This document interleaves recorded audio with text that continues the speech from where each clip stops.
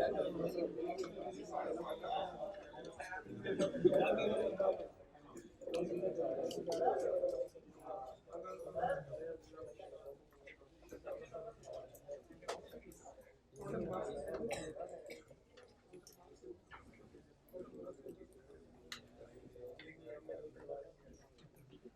Number 96, point number 5।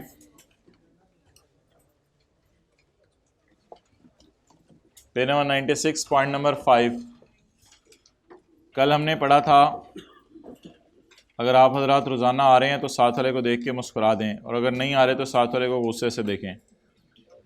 अच्छा, शर्मिंदा हूँ थोड़े से और आगे चलें। ऐसे कोई फ़ायदा नहीं है वैसे सीए में, अपने दिल को तसल्ली हो रही है कि क्लासें हो रही हैं, बस मेरी सर की क्लासें पूरी हो रही हैं। कल हमने ये पढ़ा था कि अगर आप कागज़ का टुकड़ा बेच दें, शेयर्स दे दो, कल मैंने किसी को रखवाए थे।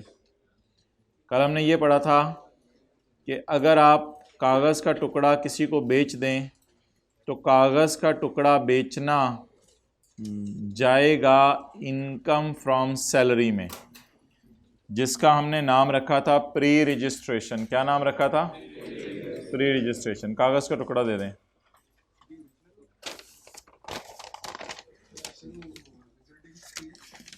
क्या चीज़? क्या चीज़? हाँ, अच्छा, तो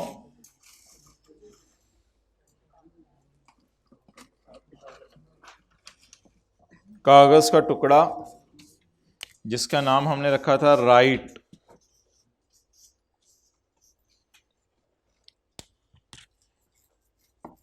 तो कागज़ का टुकड़ा बेचना, कागज़ का टुकड़ा बेचना will be income from salary. कल हमने पढ़ा था ये इनकम फ्रॉम सैलरी होगा। Where in a tax year an employee disposes of a right और option, the amount chargeable under the head salary shall include the amount of gain calculated as below, a minus b, where a is the consideration and b is the cost. तो consideration में से cost को minus कर दें, you will be able to calculate the gain. Next, अगर कभी देखिए सवाल इसमें ना, इस कागज़ के टुकड़े को अगर आपने बेच दिया तो इसका बेचना होगा इनकम फ्रॉम सैलरी। लेकिन एक बार याद रखिएगा हाइब्रिड में लेट आने पे कि इस कागज़ के टुकड़े का नाम होता है राइट टू एक्वायर शेयर्स। इस कागज़ के टुकड़े का क्या नाम होता है? Right to acquire shares. असल में हम अपने इसका नाम रखते हैं राइट, ताकि समझने में बोलने में आसान हो। असल में इस कागज़ के टुकड़े का लंबा सा नाम है राइट टू एक्वायर शेयर्स। मैं शेयर्स का लफ्ज़ इसलिए नहीं बोलता कि शेयर्स बोल के कहीं शेयर्स आपके जहन में ना आ जाएं। It is just a pre registration. तो अगर आपने कागज़ का टुकड़ा बेच दिया तो इसका बेचना कहीं नहीं जाएगा, सॉरी सैलरी में जाएगा। लेकिन अगर आपने कागज़ का टुकड़ा पड़ा पड़ा आपकी जेब में महंगा हो गया, बेचा नहीं, कागज़ का टुकड़ा पड़ा पड़ा आपकी जेब में महंगा हो गया, तो मैंने कहा था आपने कुछ नहीं करना। इसका हमने नाम रखा था fair value of a right. ये option is not chargeable to tax. कागज़ के टुकड़े की फेयर वैल्यू चार्जेबल नहीं है। लेकिन कागज़ का जो टुकड़ा होता है ना, इसको कहते हैं value of right to acquire shares. इस कागज के टुकड़े का नाम है राइट टू एक्वायर शेयर्स या option to acquire shares. Right या ऑप्शन टू एक्वायर शेयर्स। तो इस कागज के टुकड़े का बेचना इनकम फ्रॉम सैलरी में जाएगा, और इस कागज के टुकड़े का पड़े पड़े या प्री रजिस्ट्रेशन का पड़े पड़े महंगे हो जाना, date will not go anywhere. आगे लिख लें, अनलेस इट इज सोल्ड। हाँ, अगर बेच दें फिर और बात है, और अनलेस इट इज एक्सरसाइज्ड, या ये जमा करा के शेयर ले लें।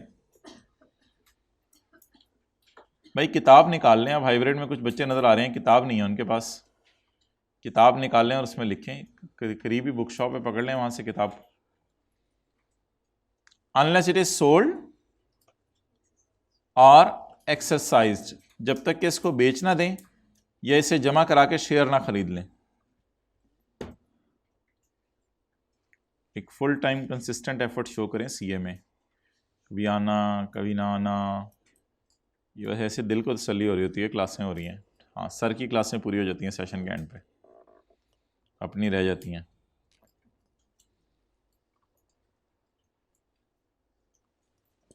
और अगली बात हमने ये पढ़ी थी आखिरी, अगर आपने कागज़ के टुकड़े को जमा करा के शेयर खरीद लिए तो शेयर्स की फेयर मार्केट वैल्यू जिस दिन शेयर्स आपको मिले minus cost of share minus cost of right, that will be added in income from salary. ये हमने अगली बात पढ़ी थी।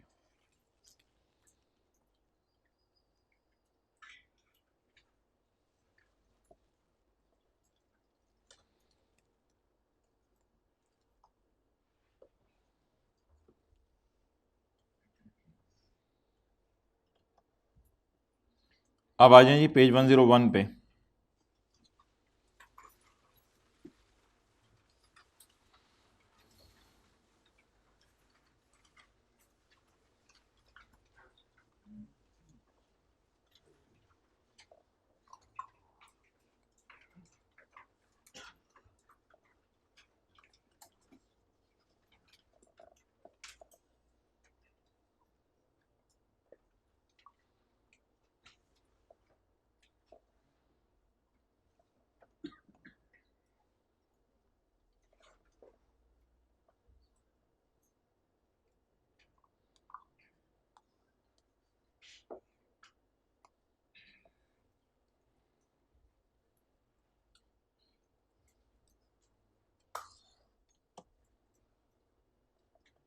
Page 101 question number 2।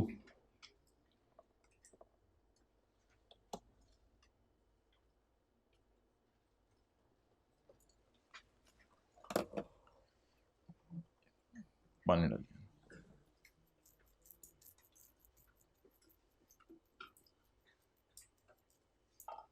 A company launched an employee share scheme।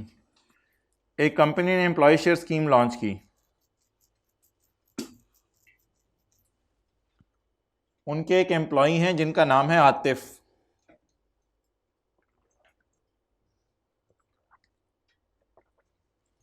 Mister Atif an employee, उन्होंने परचेज किया है कागज का टुकड़ा, परचेज किया है राइट, कागज का टुकड़ा, to purchase 5000 shares by paying ₹2000। तो एक कंपनी ने लॉन्च की एम्प्लॉय शेयर स्कीम, आतिफ साहब उनके एक एम्प्लॉई हैं, उन्होंने कागज का टुकड़ा परचेज किया है यानी प्री रजिस्ट्रेशन करवाई है सिर्फ 2000 दे के, 2000 दे के उन्होंने प्री रजिस्ट्रेशन करवा ली है और राइट इन्होंने खरीदा है 20 अगस्त 13 को। तो आपने गेन निकालना है 14, 15 और 16 का।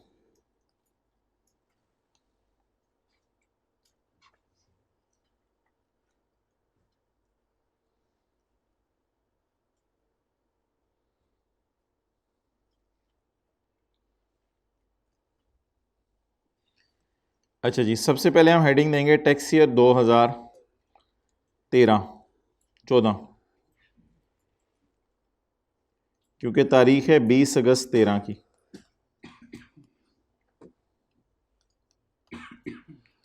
और इवेंट का नाम है परचेज्ड राइट, जो मेरे हाथ में है, कागज़ का टुकड़ा खरीदा है। इस दिन कुछ नहीं करेंगे।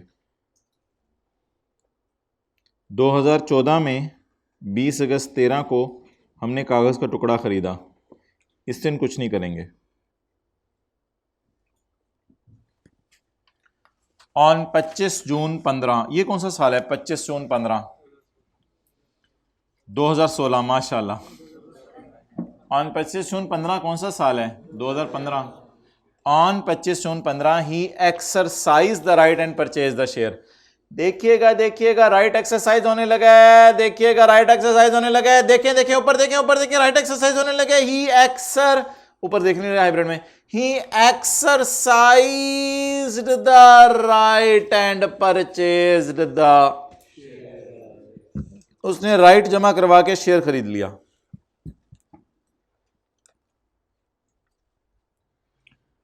पच्चीस जून 15 टैक्स ईयर 2015।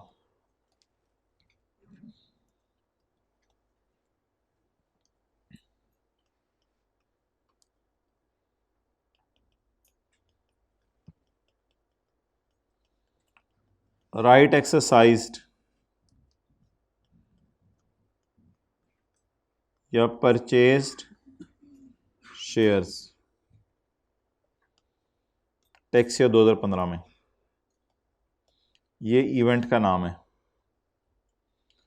अब सवाल ये राइज होगा कि इस दिन गेन कहाँ जाएगा, तो जवाब है इनकम फ्रॉम सैलरी में। इनकम फ्रॉम सैलरी में इसका गेन जाएगा। मेरे हाथ में इस वक्त शेयर्स हैं, शेयर का मिलना, बिकना नहीं कह रहा मैं, मिलना, fair market value of shares जिस दिन मिले, less cost of shares, less cost of right. अच्छा, ऑन 25 जून 15 पढ़ें, on 25 June 15 he exercise the right and purchase share bye paying 334 पर शेयर। नंबर ऑफ शेयर हैं 5000, ज़रब 334, जवाब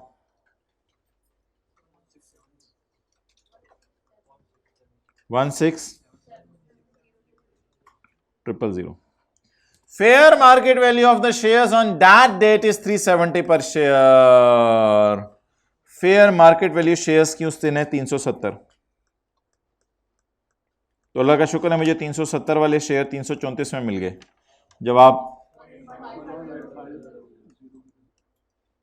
कॉस्ट ऑफ राइट ढूंढने पहली लाइन में।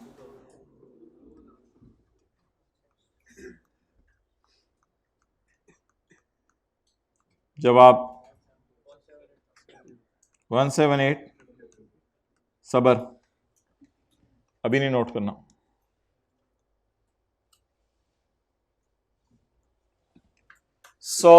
शेयर मेरे हाथों में मैंने पकड़ी रखे हैं।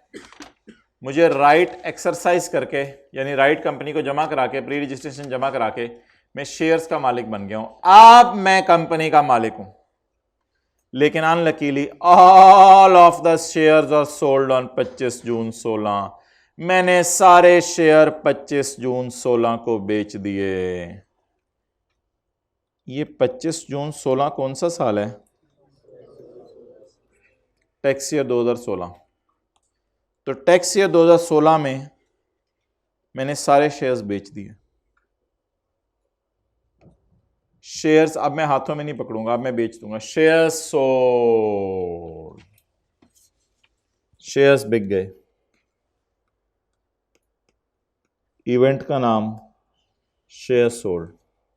तो 25 जून 16 को टैक्स ईयर 2016 में मैंने सारे शेयर्स बेच दिए। शेयर्स का बेचना जाएगा इनकम फ्रॉम कैपिटल गेन में। शेयर्स का बेचना जाएगा इनकम फ्रॉम कैपिटल गेन में। अब मैं इनकम फ्रॉम कैपिटल गेन निकालने लगा हूं।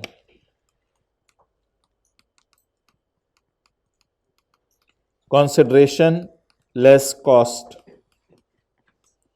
शेयर मैंने बेचे हैं 430 के, 5000 ज़रब 430, 2150,000,000। Less cost, cost is sum of A B C, where A is the cost of share. भाई अभी इधर देखें, B is the cost of right, और सी बड़ी अजीब चीज है, इनकम फ्रॉम सैलरी। जितना इनकम फ्रॉम सैलरी में ऐड हो गया उसे भी कॉस्ट का पार्ट बना लो, ताकि टैक्स पेयर को फायदा मिले, इसकी कॉस्ट बढ़ जाए, प्रॉफिट कम आए, क्योंकि उतना सैलरी में जा चुका ना ऑलरेडी। अजीब तरीके से कॉस्ट आज हम निकालने लगे हैं। Consideration minus cost. Cost is sum of cost of share, cost of right plus income from salary. So what is the cost of share?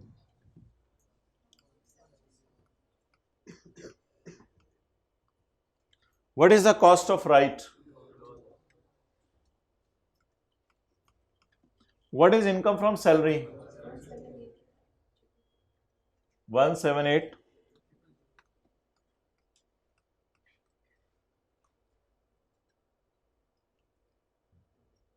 जब आप इन तीनों का टोटल बताएं, ओ ये तो वही वाली फेयर वैल्यू आ गई, वही आया करेगी हमेशा। जाहिर बात है तीनों को टोटल करके वही आएगी ना। What is my income from capital gain. चलें जी नोट कर लें। तो बोले शेयर्स का बेचना कहां जाएगा, income from capital gain. Shares का बेचना कहां जाएगा, एक सेकंड वेट करें फिर नोट कीजिएगा। राइट का खरीदना कहीं नहीं जाएगा, राइट जमा करा के शेयर का खरीदना सैलरी में जाएगा, शेयर का बेचना इनकम फ्रॉम कैपिटल गेन में जाएगा। हाँ प्राइवेट कंपनी के होंगे, आज कुछ नहीं बताया हुआ तो।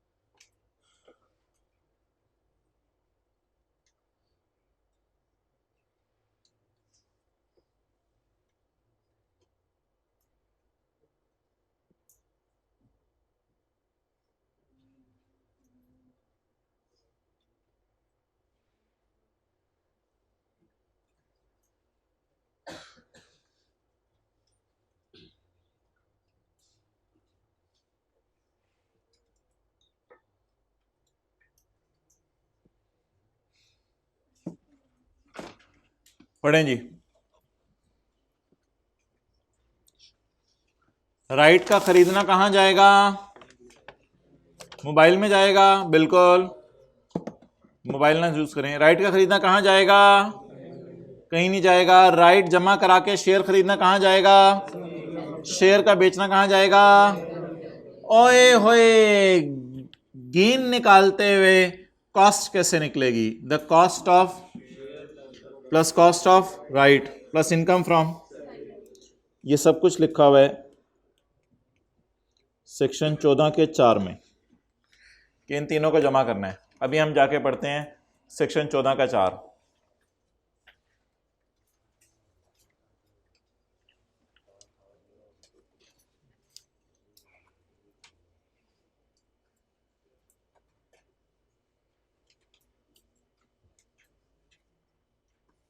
सेक्शन 14 का 4,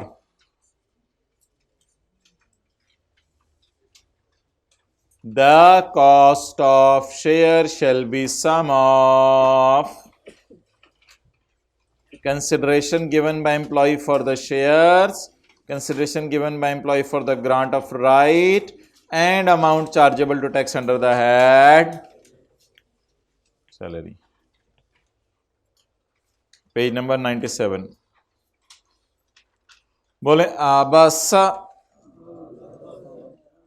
ए बी और C. A is the cost of share, B is the cost of right and C is income from salary. इन तीनों को जमा करेंगे. That will be my cost of share. I am on page number 97.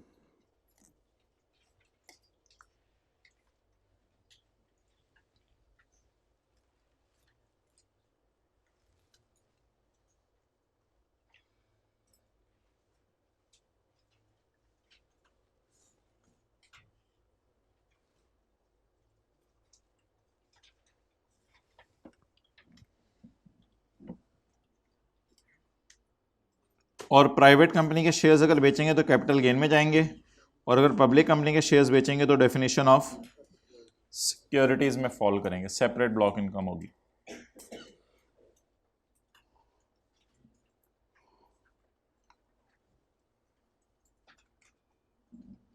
Next,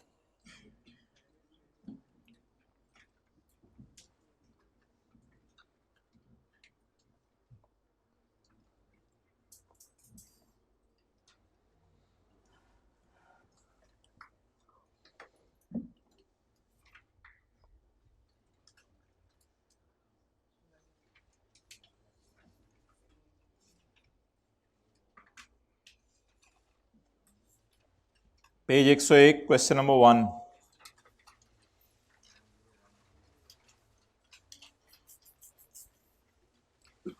gain निकालना है 2013, 14, 15, 16 का.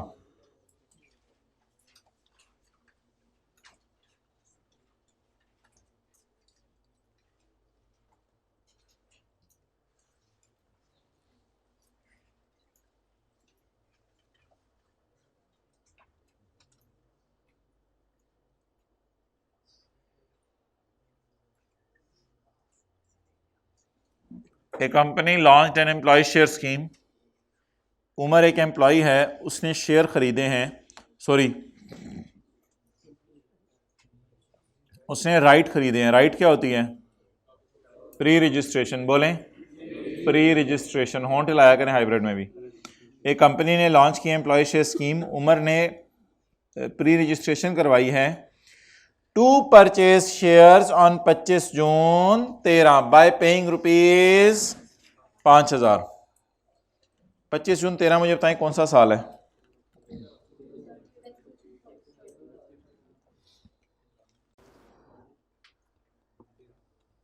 Event का नाम?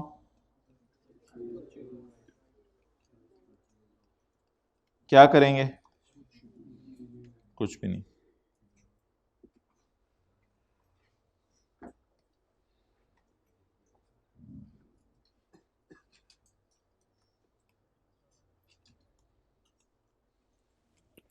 राइट का खरीदना कहीं भी नहीं जाएगा.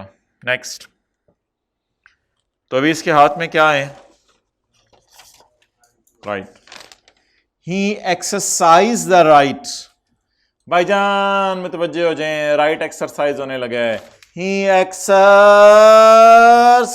The right to purchase 3000 shares on 31 August 13 and exercise price is 120 per share.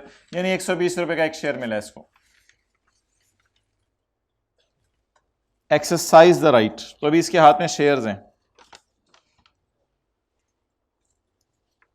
किस दिन?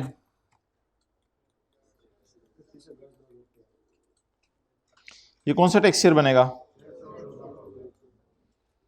क्या हुआ? Exercised right.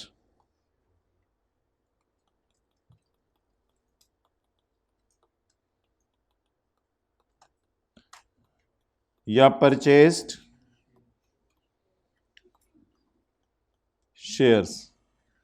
ओए अकॉर्डिंग टू स्कीम 2 साल तक वो शेयर्स को बेच नहीं सकता।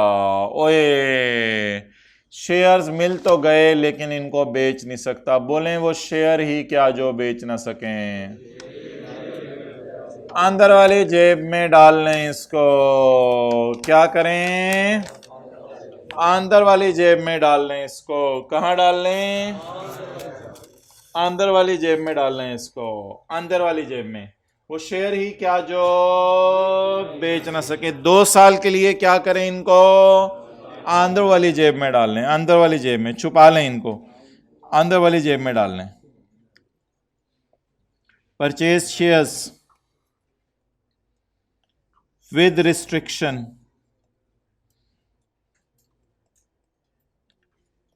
इन पे क्या लगी हुई है? बातें ना करें भाई, बातें बातें क्यों? With restriction. भाईजान कुछ भी नहीं करेंगे, मजे की बात सुने, कुछ भी नहीं करेंगे क्योंकि वो शेयर ही क्या जो। तो इसलिए 31 अगस्त 13 को आप हजरात कुछ भी नहीं करेंगे और वेट करेंगे रिस्ट्रिक्शन के रिलीज होने का कि देखते हैं रिस्ट्रिक्शन कब रिलीज होती है। जब कभी रिस्ट्रिक्शन रिलीज होगी तो फिर शेयर्स को अंदर वाली जेब से बाहर वाली जेब में, अंदर वाली जेब से फिर शेयर्स को अंदर वाली जेब से बाहर वाली जेब में डालेंगे। तो रिस्ट्रिक्शन रिलीज होने का वेट करें। 2 साल तक रिस्ट्रिक्शन रिलीज नहीं हुई। रिस्ट्रिक्शन जाके रिलीज हुई 31 अगस्त 14। ना ना ना ना ना ना ना ना 31 अगस्त 15 कौन सा साल है? Tax year 2016। तो टैक्स ईयर 2015 में तो नथिंग हैपेंड। टैक्स ईयर 2016 2 साल कब पूरे होंगे? 31 अगस्त 15। 31 अगस्त 15 को 2 साल पूरे हो जाएंगे। भाई जिस दिन शेयर खरीदे हैं वहां से गिनना शुरू करेंगे ना, जिस दिन प्री रजिस्ट्रेशन करवाई है तब से नहीं।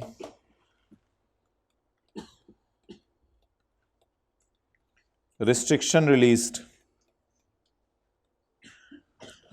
अब भाईजान टाइम आ गया शेयर्स को अंदर वाली जेब से बाहर वाली जेब में डालने। अब आप लोगों को दिखा सकते हैं ये शेयर्स, अब कोई मसला नहीं। Now you can show these shares to people. अब आप लोगों को ये शेयर दिखा सकते हैं। अब ये शेयर्स अंदर वाली जेब से किस जेब में आ गए हैं? बाहर वाली जेब में। Restriction is released. लेकिन मैंने बेचे नहीं, कैपिटल गेन ना बोलिएगा कोई। मैंने बेचे नहीं, अभी मेरे पास आ गए हैं अंदर वाली जेब से बाहर वाली जेब में। अब ये जाएगा इनकम फ्रॉम सैलरी में। This will go to income from salary.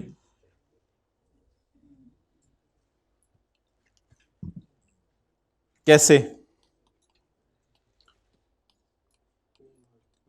Fair market value of shares minus cost of shares minus cost of right. So the question is, what is the fair market value of the shares when restriction released?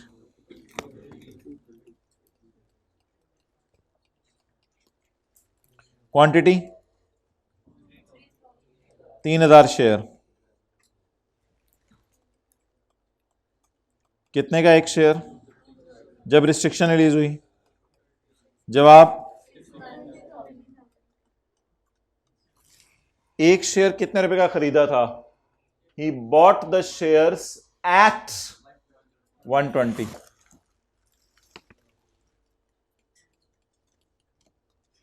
जी।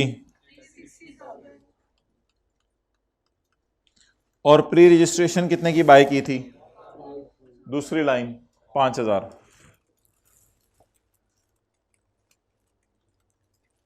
जवाब,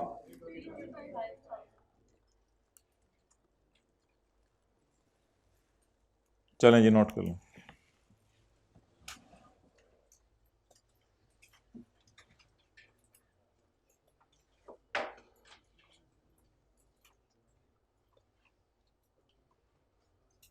share अभी मेरी जेब में ही है, लेकिन अब restriction release हो गई है।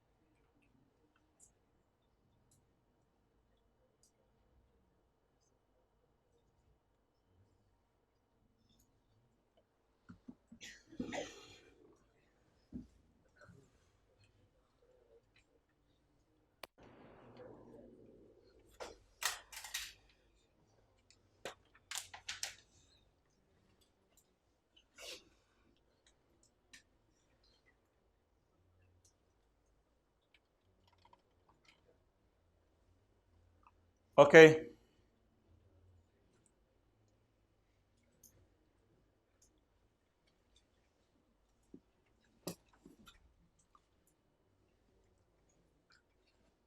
लेकिन जब रिस्ट्रिक्शन रिलीज होगी तो गेन इनकम फ्रॉम सैलरी में जाएगा। जब रिस्ट्रिक्शन रिलीज होगी तो गेन इनकम फ्रॉम सैलरी में जाएगा।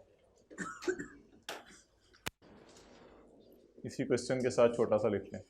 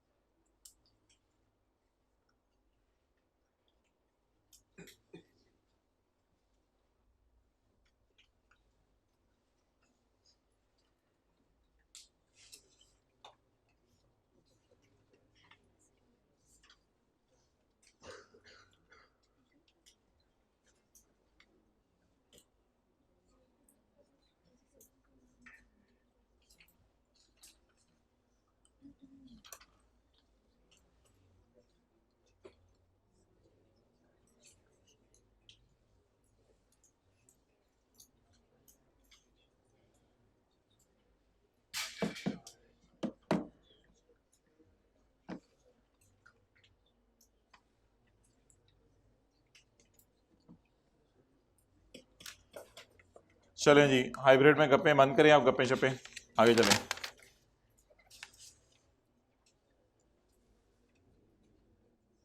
मोबाइल छोड़ दें बस, शुक्रिया।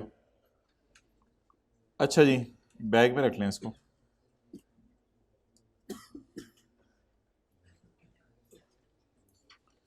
अब मोहतरम आप ज़रा चैप्टर 18 में आए, क्वेश्चन नंबर 17, पेज 394।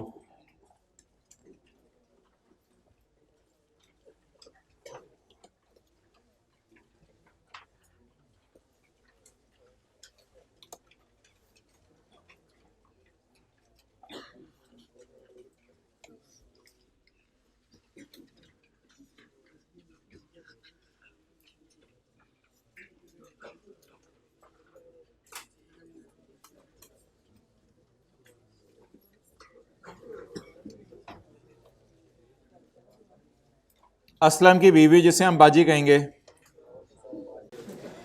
असलम की बीवी was employed with Sahal limited as a marketing manager. 30 June 21 को पिछले साल के आखिरी दिन उसने नौकरी छोड़ दी सहाल से और 1 जुलाई 21 को उसने ज्वाइन कर लिया है हसन पाकिस्तान लिमिटेड को। आ लिस्टेड कंपनी, कोटेड कंपनी होती है लिस्टेड, यानी स्टॉक एक्सचेंज में लिस्टेड, यानी इसका गेन सिक्योरिटीज में जाएगा। तो उसने सहाल लिमिटेड को ज्वाइन कर लिया as a marketing director. He has provide you the following information respect of tax year 2022। Point number 3, under an employee share scheme, employee share scheme के तहत असलम की बीवी वॉज अवॉर्डेड 5000 शेयर्स, उसको 5000 शेयर तोहफे में दिए गए हैं। अवॉर्डेड, तो what is the cost of share? 0। What is cost of right? अच्छा ये सिक्योरिटीज हैं, लेकिन लिखा हुआ है कि इग्नोर नोशनल एक्सपेंसेस, यानी वो जो -0.5% लगाते होते हैं ना, वो नहीं लगाना, वो इग्नोर करें। अच्छा,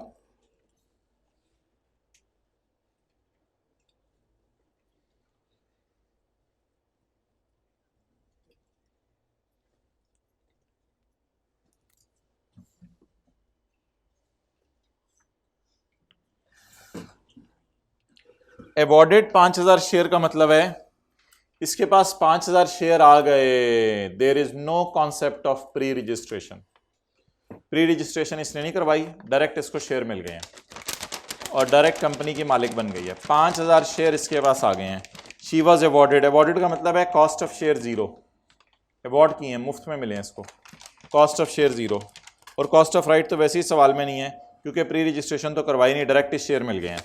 तो बाजी के पास 1 जनवरी 22 को 5000 शेयर आ गए हैं। अच्छा, under the scheme she was not allowed to transfer, अगली डेट ना पढ़े, वो स्कीम के तहत ट्रांसफर नहीं कर सकती। ये कौन सा साल है? तारीख 23। दीवानगी में बैठे में पता नहीं क्या कर रहे हैं। 1 जनवरी 22। इवेंट का नाम received shares free of cost, लेकिन विद रिस्ट्रिक्शन। बोले वो शेयर ही क्या जो बेच ना सकें।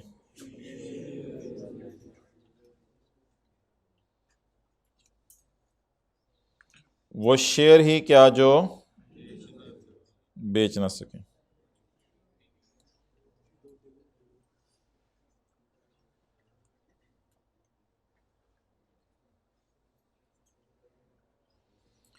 तो आप मुझे बता दें 1 जनवरी 22 को शेयर्स का मिलना किस हेड में जाएगा? किसी हेड में नहीं जाएगा क्योंकि बोले वो शेयर ही क्या जो। और 1 जनवरी 22 को ये शेयर कहां डाल लेंगे? अंदर वाली जेब में, अंदर वाली जेब में, अंदर वाली जेब में। Under the scheme she was not allowed to sell the shares up to 31 मार्च। 3 महीने तक बाजी आप शेयर बेच नहीं सकती। इसका मतलब है 3 महीने बाद रिस्ट्रिक्शन रिलीज हो गई।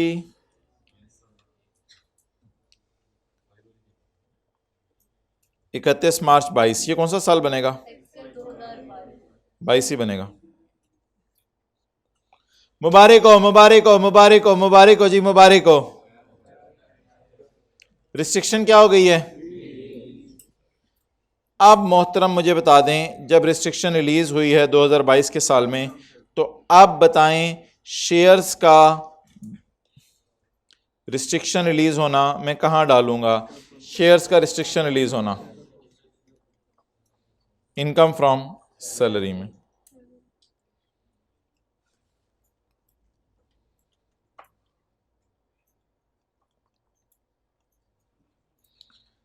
जिस दिन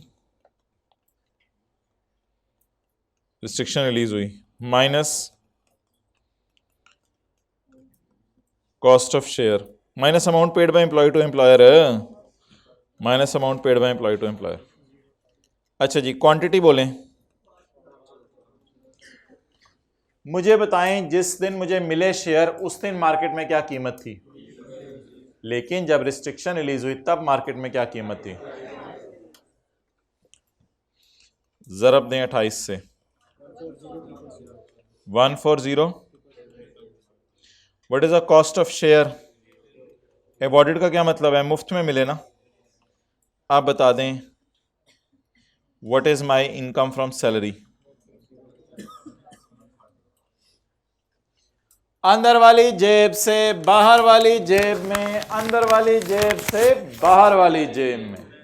अभी बेचे नहीं है, 31 मार्च को मैंने अंदर वाली जेब से बाहर वाली जेब में निकाल लिया। और she sold all the shares on यकम मई 22। यकम में 22 को उसने सारे शेयर बेच दिए। देखिएगा देखिएगा देखिएगा देखिएगा देखिएगा, यकम में को क्या हुआ, उसने सारे शेयर बेच दिए। ना अंदर वाली जेब में ना बाहर वाली जेब में, उसने सारे शेयर क्या कर दिए? बेच दिए, सब बेच दिया।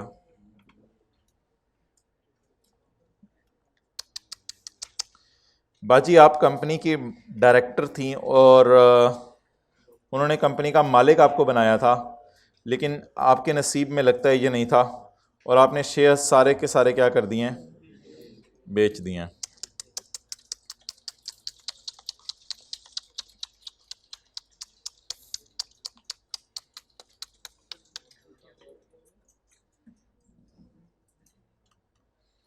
हाँ जी, किस दिन बेचे?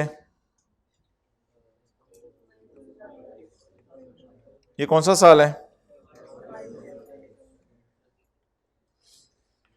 Tax year 2022। Shares sold, quantity बताएं शेयर्स की?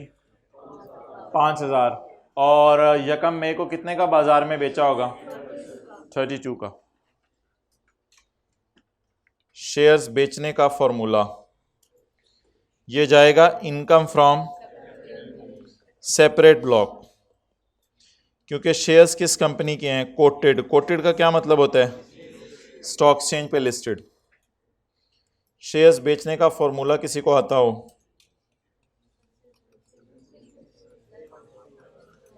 कंसिडरेशन माइनस आ बा सा।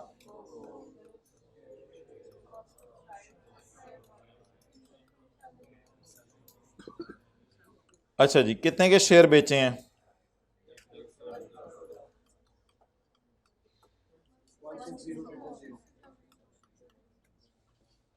Cost of share, cost of right,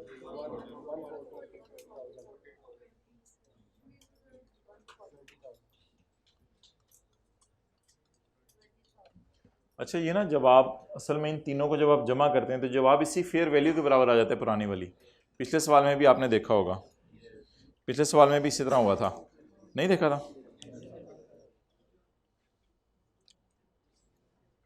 ये पिछले सवाल में जब हमने शेयर बेचे थे,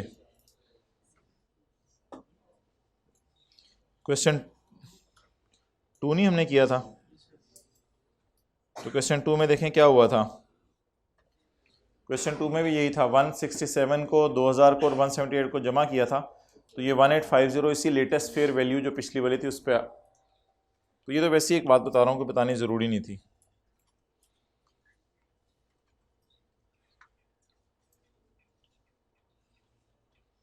बहरहाल छोड़ें, हमारा रूल सिंपल है, जब भी शेयर बेचेंगे तो फॉर्मूला होगा consideration minus cost, and the cost is sum of section 14 के 4 की रोशनी में cost of share, cost of right plus income from salary. जी जवाब,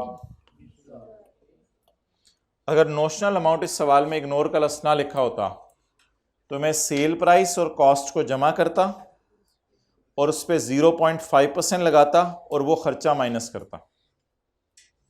अगर नोशनल अमाउंट इग्नोर का ना लिखा होता तो मैं इन दोनों को जमा करता, सेल और कॉस्ट को, इन पे 0 पॉइंट, और फिर उसको खर्चे के तौर पे माइनस करता। बहरहाल फिलहाल जवाब बता दें क्या आ रहा है, नोट कर लें, जल्दी करें।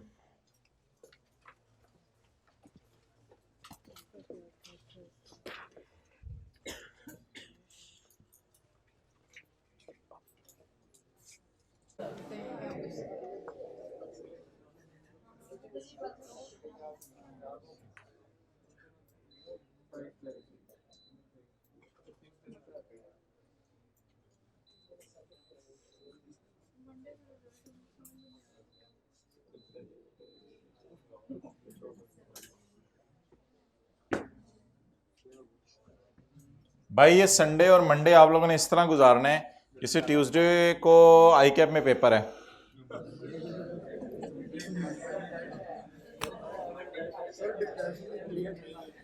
ओहो, इनसे कुछ नहीं होता इन चीज़ों से।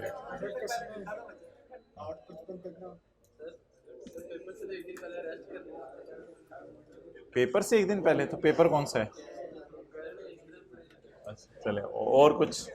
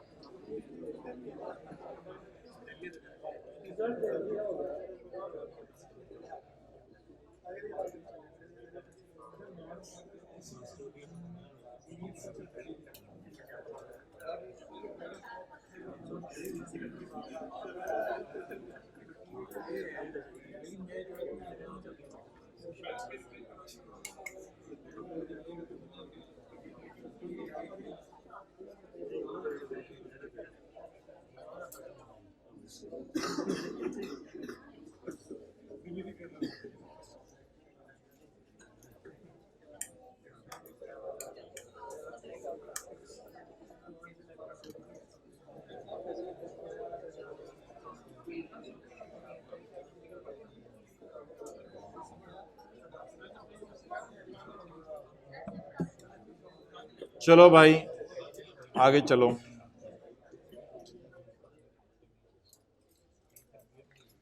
ये ज़रा अब सबसेक्शन 3 पढ़ लें आप, पेज नंबर 96 पर।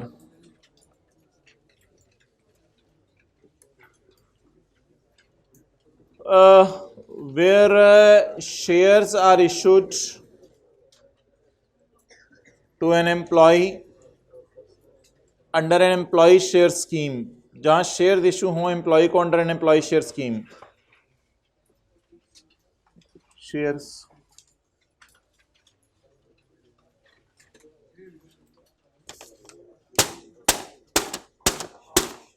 where shares are issued to an employee under an, and there is a restriction on the transfer, and there is a restriction on transfer. Nothing will be added in income. Nothing will be added in income. अभी अभी सवाल करके आए हैं हम। And there is a restriction on transfer. Nothing will be added in income. बोले बड़ा बड़ा करके, nothing will be added in income because there is a, nothing will be added in income until uncle नहीं, until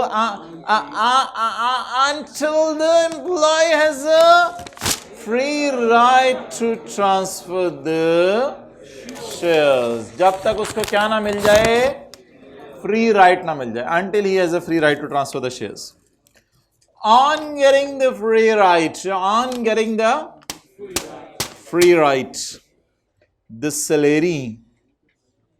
the salary shall include the fair market value of the shares at the time he has got the free right, guys, at the time he has got the free right, minus amount paid by employee for the shares and for the rights. So guys, when the restriction will be released, the fair market value of the shares minus the cost of shares minus the cost of right will be income from salary. So that was all about restriction. So let's move next. So guys, so please you come on page number 101 and question number 3. Page 101 question number 3. Her guy page 103 पे आए. GUY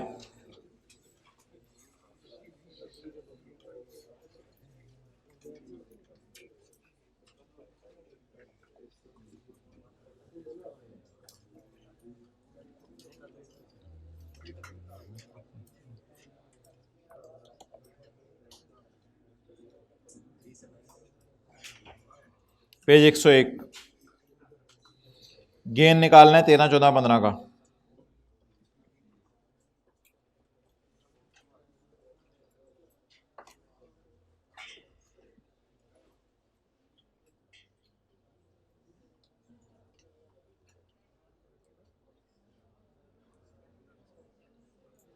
बस भाई बातें बस. A company launched an employee share scheme. एक कंपनी ने employee share scheme launch की है. बस बातें बस. एक कंपनी ने एम्प्लॉय शेयर स्कीम लॉन्च की है. कासिम एक एम्प्लॉई है, उसने कागज़ का टुकड़ा ख़रीदा 8,000 रुपये का ऑन 12 मार्च 13.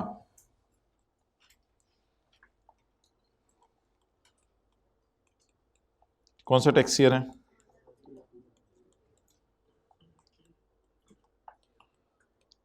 क्या ख़रीदे?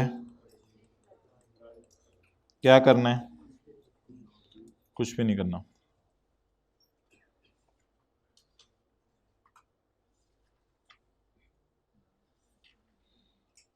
ओके.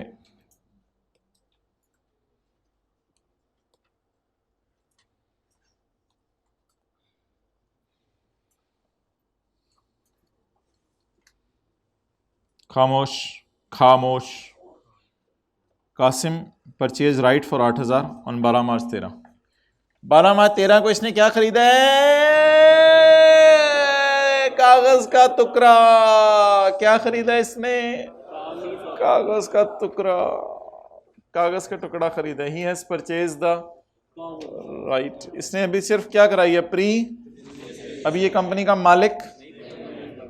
चपेड़ यार क्या कर रहे थे? क्लास हो रही है. 2 कागज का टुकड़ा इस पहुंची हुई सरकार 10,000 रुपये पहुंच गया. बैठे बैठे कागज का टुकड़ा जेब में था, जेब में बैठे बैठे महंगा हो गया है. 8,000 वाला 10,000 का हो गया है. हमने कल पढ़ा था सेक्शन 14 का 1. उसमें हमने पढ़ा था value of right is not chargeable to tax unless it is sold. तो बोले पड़ा पड़ा महंगा हो गया है. तो लिखें 10,000 के साथ पड़ा पड़ा महंगा हो गया है. हाँ इग्नोर कर दें इसको. हाँ कह के पड़ा पड़ा महंगा हो गया है. इसको काटें सारे. आज काटना आते? काटें 10,000 को. काट दिया. पड़ा पड़ा महंगा हो गया था. इसको कुछ नहीं करना. अच्छा भैया राइट पे रिस्ट्रिक्शन नहीं होती क्या? अंदर वाली जेब में और बाहर वाली जेब. राइट पे कोई रिस्ट्रिक्शन नहीं होती. पर राइट पड़ा पड़ा क्या हो गया? महंगा हो गया. बस प्यार मोहब्बत करके इसे सुला दें. वो तू चपेट मार. महंगा हो गया कोई फर्क नहीं पड़ता. By buying the right he got the right to buy 20,000 share. ये कितने शेयर्स का मालिक बन सकता है? चलें यहां रुक के बताएं. इसने जो है 25 सितंबर 13 को, ये कौन सा साल बन रहा है? 16. 25 सितंबर 13 कौन सा साल बन रहा है? Tax year 2014. On 25 September 13 he sold the rights. He sold right. आधे राइट उसने बेच दिए. इवेंट का नाम बोलें. Sold the. भाईजान ये गेन जाएगा इनकम फ्रॉम सैलरी में. ये गेन जाएगा इनकम फ्रॉम सैलरी में. राइट का बेचना कल कराया था सवाल. कल जो 3 क्वेश्चन मैंने खुद बनवाए थे उसमें जरा क्वेश्चन नंबर 2 अकेले में जाके घर में बैठ के आज पढ़िएगा.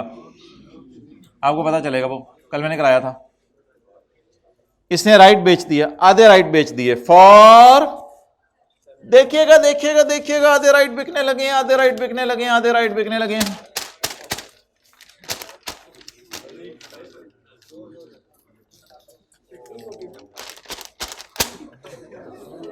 आधे राइट इसने और आधे आधे हमारे पास पड़े रहे, तो आधे को वापस बोझे में डाल लें और आधे राइट हमने बेच दिए।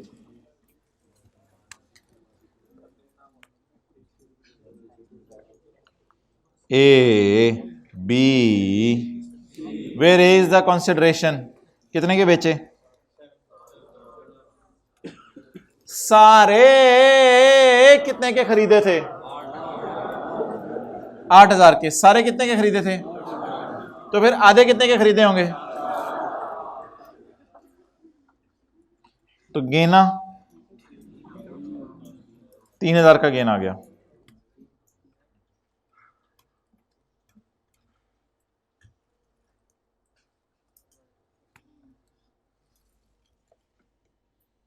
Done. So that is what happened in 2014. On 22 जून 14, ये कौन सा साल है? 2014 ही। On 22 June 14 he exercised the remaining rights by paying 83 per share। Right exercise करके क्या मिल गए होंगे? शेयर्स। राइट एक्सरसाइज करके क्या मिल गए होंगे? By June 14 tax year 2014 purchased shares या exercised right, one and the same thing। purchased shares। Oh man, there was a restriction on transfer, my bad luck, there was a restriction on transfer। वो share ही क्या जो बेच ना सकें, चल रशीद अंदर, वो शेयर ही क्या जो बेच ना सकें, चल चल चल चुप कर।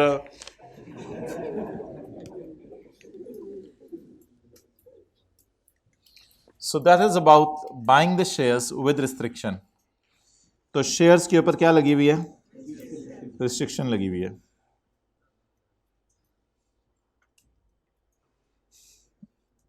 अच्छा,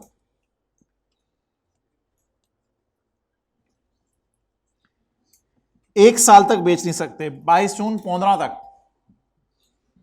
22 जून 15 तक। अभी 22 जून 14 है ना, तो 22 जून 2015 तक का बेच, 22 जून 15 तक का बेच नहीं सकते। However, he sold,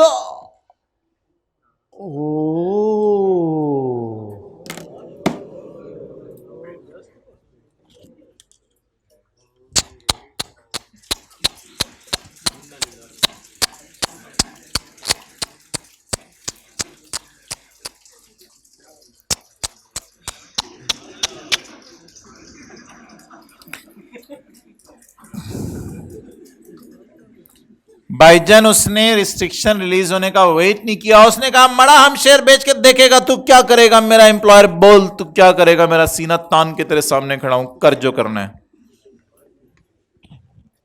एम्प्लॉयर से पटा ले लिया। एम्प्लॉयर ने कहा था इनको बेचना नहीं, इसने कहा मैं बेच के दिखाता हूं तेरी ऐसी की तैसी। एम्प्लॉयर ने कहा था 1 साल के अंदर अंदर आपने बेचना नहीं है, उसने कहा 1 साल के अंदर अंदर ही बेच के दिखाऊंगा, वो करूंगा तेरे साथ जो लोग देखेंगे। However, he sold the shares on 10 जनवरी, उसने 10 जनवरी को शेयर बेच दिए। He took a bold step because he is a बुरा बच्चा। He took a bold step, he sold the shares। किस दिन बेचे? ये कौन सा दिन है? टैक्स ईयर 2014, जो 14 में ही पहुंचे हैं अभी तक। Tax year 2015। sold shares before release of restriction, बेच दिया आपने शेयर्स रिस्ट्रिक्शन रिलीज होने से पहले, बिफोर रिलीज ऑफ रिस्ट्रिक्शन। अच्छा, अब असल में ना जब आपने शेयर बेच दिया ना रिस्ट्रिक्शन रिलीज होने से पहले, अच्छा अगर रिस्ट्रिक्शन रिलीज आपने अब शेयर बेच दिए हैं, आपने अंदरों अंदर ही शेयर निकाले और अंदरों अंदर ही बेच दिए, आपने अंदरों अंदर ही शेयर निकाल के एज इट इज आपने बेच दिए, बस अंदर वाली जेब से बाहर नहीं, ये चक्कर चुक्कर कोई नहीं, आपने अंदर वाली जेब से निकाल के बाहर बेच दिए। अब सवाल ये राइज होता है कि आपने ये जो शेयर्स बेचे हैं, ये बेचना कैपिटल गेन में नहीं जाएगा, ये वाहिद बेचना है जो कैपिटल गेन में नहीं जाएगा, क्योंकि आपने रिस्ट्रिक्शन रिलीज होने से पहले बेच दिए हैं। ये बेचना इसलिए सैलरी में जाता है कि अगर आप, ये बेचना इसलिए सैलरी में जाता है कि अगर आप इनको अपने पास रखे रखते तो रिस्ट्रिक्शन रिलीज होने पे भी तो सैलरी में जाना था ना।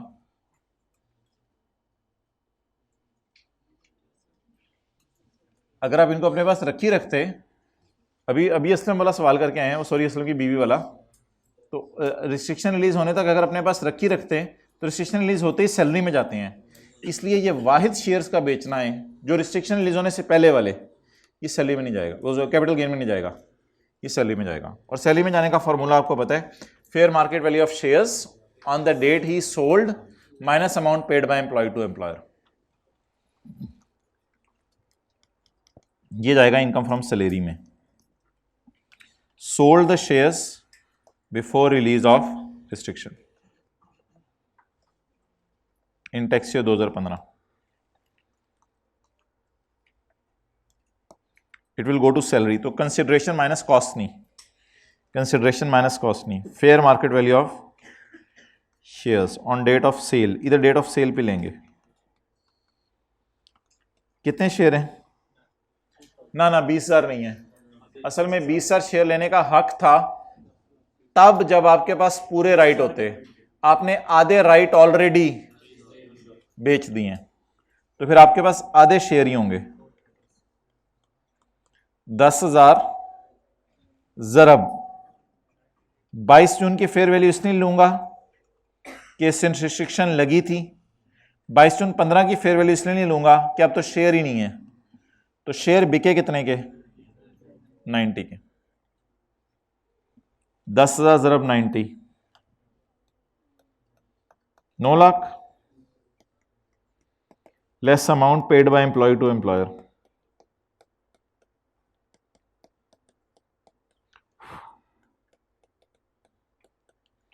Cost of share and cost of right.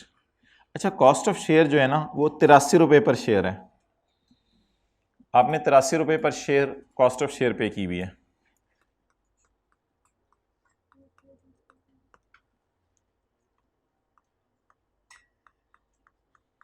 और कॉस्ट ऑफ राइट असल में 8,000 है, लेकिन क्योंकि आप आधे बेच चुके हैं तो फिर आधों की कॉस्ट 4,000 है। आधे राइट ही एक्सरसाइज की है ना आपने।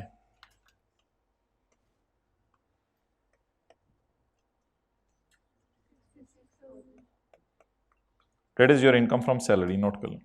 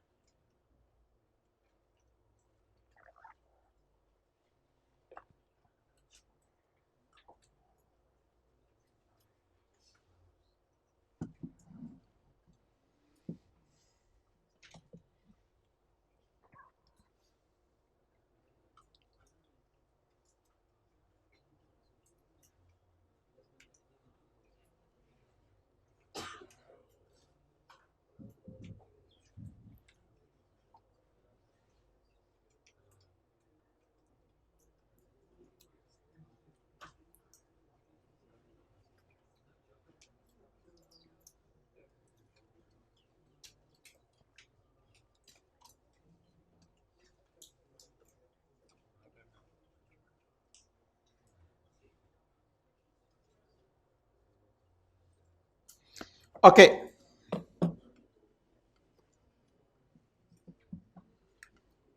सो व्हाट,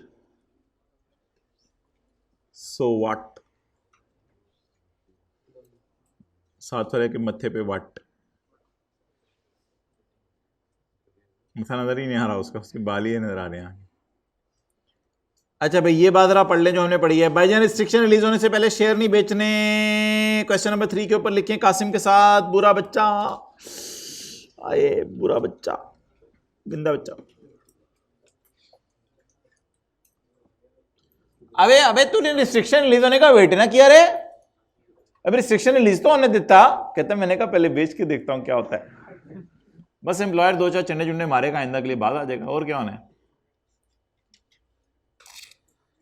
चंड या चपेड़,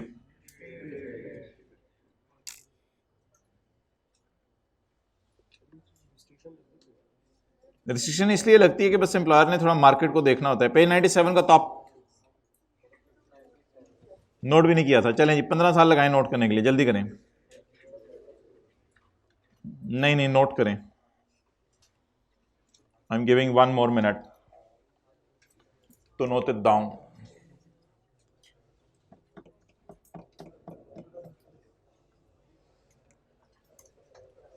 अंदर वाली जेब से बाहर वाली जेब में, सोतों को जगा दें, जगतों को सुला दें। चल पुत्र सो जा, कल तक नोट कर लें। सोतों को जगा दें। भाई इस तरह बैठे जैसे क्लास में बैठे हुए हैं, प्लीज, तो रिलैक्स हो जाते हैं आप लोग। तो पेज नंबर 97 का टॉप, क्लास में लेट के feel like in heaven. However, if the employee disposes of the shares before getting the free ride, such a bold employee. However, if the employee disposes of the, इस तरह पढ़े कांपते हुए होंठों से, however, if the employee disposes of the shares before getting the free ride, hybrid में third last row में बातें हो रही हैं। एक मिनट, हाइब्रिड में थर्ड लास्ट रो में आप बातें कर लें आपस में, फिर मुझे पढ़ा लेने दें। However, if the employee disposes of the shares before getting the free right to transfer the shares, the salary shall include. The salary shall include the fair market value of the shares at the time the employee disposes of the share minus amount paid by employee for shares and for the right. ये page number 101 पर question number 3।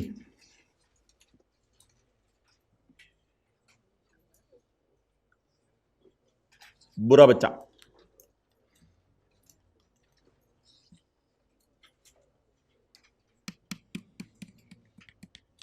लिख लें बुरा बच्चा। घर में किसने book का ये सफा खोल लेना है।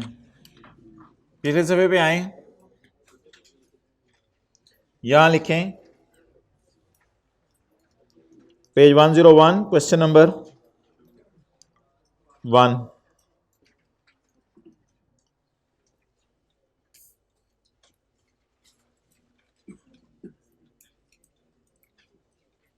चुप तो रे 3 में आ जाए,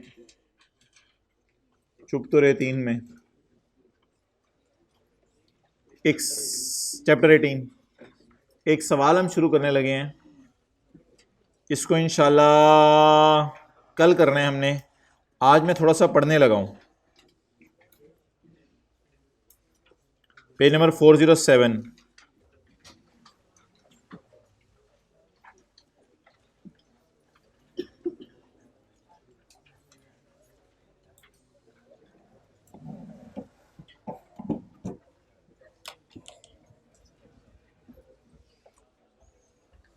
क्वेश्चन नंबर 32।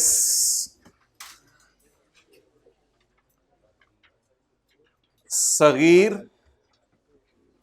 एक रेजिडेंट इंडिविजुअल है और भाई चुप ना, फुल टाइम प्रोफेसर है at knowledge institute which is a non profit इदारा and research institute. and it is properly recognized by Higher Education Commission. Knowledge Institute is entirely owned and funded by Zinger Limited. यानी Knowledge Institute खुद कुछ नहीं था, इसकी कोई वालिद company है जिंगर, उसने इसको बनाया है नॉलेज इंस्टीट्यूट को। 100% शेयर जिंगर के पास है, यानी ये एसोसिएट भी हैं, ऑब्वियसली इसको सब्सिडरी भी कहते हैं। 50 या उससे ऊपर आप शेयर ओन कर लें तो एसोसिएट बन जाती है ना। But that knowledge institute is entirely owned by ginger. Ginger is a company which is listed on Pakistan stock exchange. Ginger जो इनकी वालिद कंपनी है वो स्टॉक एक्सचेंज में लिस्टेड है, और सगीर इसमें फुल टाइम टीचर है। तो अगर फुल टाइम टीचर है सगीर इसमें, तो हमने पढ़ा था कि फुल टाइम टीचर को टैक्स माफ होगा 25% सैलरी पे। उसने बेसिक सैलरी कमाई है, मेडिकल अलाउंस कमाया है, और एम्प्लॉयर ने एम्प्लॉय को अकोमोडेशन दी हुई है जिसका मार्केट का किराया दे दिया है। इसके अलावा एम्प्लॉयर ने सगीर की हेल्थ इंश्योरेंस करवाई हुई है और उसके बीवी बच्चों की, और ये टर्म्स ऑफ एग्रीमेंट में लिखा हुआ था कि हम तेरी इंश्योरेंस करवाएंगे। इस हेल्थ इंश्योरेंस को नाम दें हॉस्पिटलाइजेशन, यानी एम्प्लॉयर ने एम्प्लॉय को इलाज की सहूलत दी हुई है। हॉस्पिटलाइजेशन, इसे कहते हैं हॉस्पिटलाइजेशन, इलाज की सहूलत। हेल्थ इंश्योरेंस के साथ लिखें, पेज नंबर 407।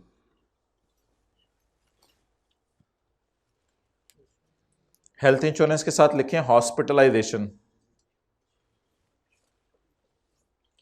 इलाज की सहूलत है। For this purpose knowledge institute is paying annual insurance premium of 40,000। आगे लिखें टू इंश्योरेंस कंपनी।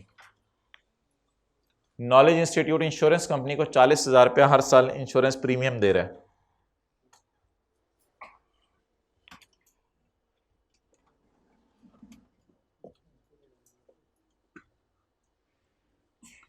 अच्छा जी, पुराना ज़माना होता था, पुराने ज़माने में ना इस तरह होता था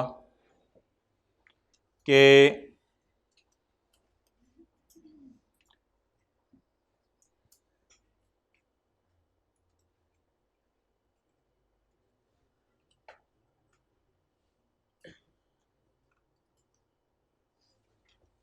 पुराने ज़माने में इस तरह होता था कि जब एम्प्लॉयर एम्प्लॉय को इलाज की सहूलत देता था तो एम्प्लॉयर सगीर को कहता था, प्लीज देखें इधर, एम्प्लॉयर सगीर को कहता था कि तुम अस्पताल में जाके इलाज करा लो, जो भी 6, 7, 8 लाख रुपया खर्चा आया वो मैं बर्दाश्त करूंगा। इसको कहते हैं हॉस्पिटलाइजेशन। पुराने जमाने में इस तरह होता था कि एम्प्लॉयर सगीर को कहता था कि तुम अस्पताल में जाके इलाज करवा लो, जितना खर्चा आया मैं बर्दाश्त करूंगा, 7, 8, 6 लाख रुपया जितना खर्चा आया मैं बर्दाश्त करूंगा। लेकिन वक्त गुजरने के साथ साथ इंश्योरेंस कंपनीज आई मार्केट में, तो अब एम्प्लॉयर खुद हॉस्पिटलाइजेशन नहीं करवाता। आमतौर पे एम्प्लॉयर इंश्योरेंस कंपनी को बीच में डालता है। एम्प्लॉयर इंश्योरेंस कंपनी को बीच में डालता है, और एम्प्लॉयर इंश्योरेंस कंपनी को हर साल 40,000 रुपया प्रीमियम देता है इंश्योरेंस कंपनी को। ये 4 पार्टीज हो गई, एम्प्लॉयर, एम्प्लॉई, अस्पताल और insurance company. Employer insurance company को हर साल 40,000 रुपया दे देगा कि तुम मेरे एम्प्लॉय का इलाज कराओ। लिमिट इसकी 9 लाख तक है। ये फिगर मैंने ज्यूम किया, सवाल में नहीं दी हुई। 9 लाख तक रुपए का अगर इलाज करना पड़ा तो इंश्योरेंस कंपनी ने कहा मैं कर दूंगी। इंश्योरेंस कंपनी पागल है, 40,000 रुपये लेके 9 लाख का इलाज करा रही है। इसलिए कि इंश्योरेंस कंपनी का कारोबार ये है, इंश्योरेंस कंपनी बहुत से लोगों से 40,000 लेती है, लेकिन सारे बीमार नहीं होते। इसलिए इंश्योरेंस कंपनी के पास ऑलरेडी 15, 20, 30 लाख, 40 लाख पड़े होते हैं, तो उसी में से किसी 8-9 लाख का किसी एक का दुक्का एम्प्लॉय का इलाज भी करा देती है। और अगर सारे लोग आ जाए इंश्योरेंस कंपनी के पास इलाज कराने के लिए, तो अगले दिन अखबार में खबर आती है इंश्योरेंस कंपनी डूब गई। तो इसलिए इंश्योरेंस कंपनी चाचे की पुत्र नहीं हमारी होती कि 40,000 हमसे लेके 9 लाख का इलाज करके दे रही है। उसने कई लोगों से 40,000 और भी पकड़ा होता है। तो एम्प्लॉयर आजकल क्या करते हैं, एम्प्लॉयर आजकल बड़े तेज हैं, आजकल अपनी सेविंग करते हैं। एम्प्लॉयर सिर्फ इंश्योरेंस करा देते हैं एम्प्लॉय की। तो एम्प्लॉयर ने एम्प्लॉय की इंश्योरेंस करवा दी 40,000 में, और एम्प्लॉय को कहा कि 9 लाख तक का इलाज इंश्योरेंस कंपनी तुम्हारा बर्दाश्त करेगी। फर्ज करें एम्प्लॉय इस साल बीमार हो गया, मेडिकल का खर्चा आया, एज्यूम करें 6 लाख, एज्यूम करें मेडिकल का खर्चा आया 6 लाख। अब इंश्योरेंस वाले हॉस्पिटल को 6 लाख देंगे और एम्प्लॉयर ने सिर्फ 40,000 दिया हुआ है। अब एम्प्लॉय की सैलरी में ऐड होगा 6 लाख।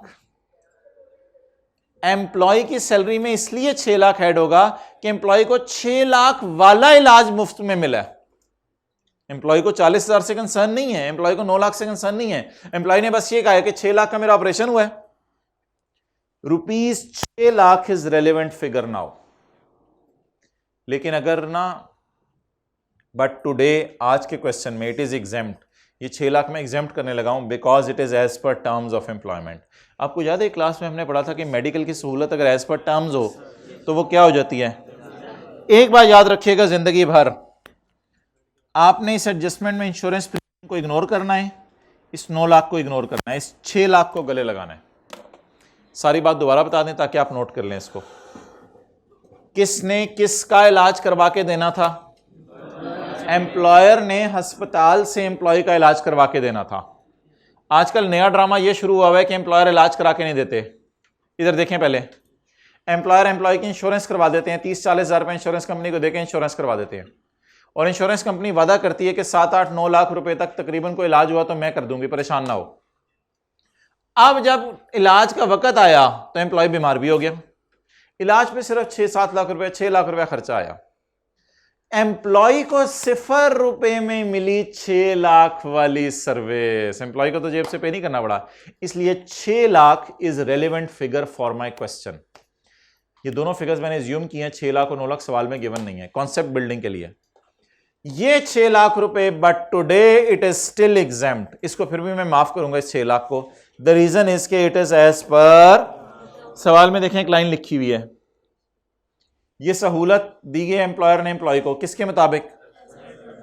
As per terms. इस वजह से मैं इसे क्या कर रहा हूं, इग्नोर कर रहा हूं। नोट कर लें भाई, वो सफ़े आपने को बांटने हैं, बांट दो इनको।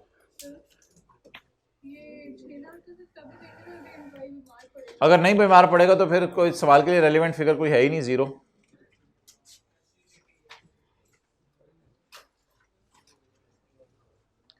रिकॉर्डिंग ऑफ कर दो यार। नहीं, 1 मिनट, ऑनलाइन वाले बच्चों ये पॉज करके नोट कर लें।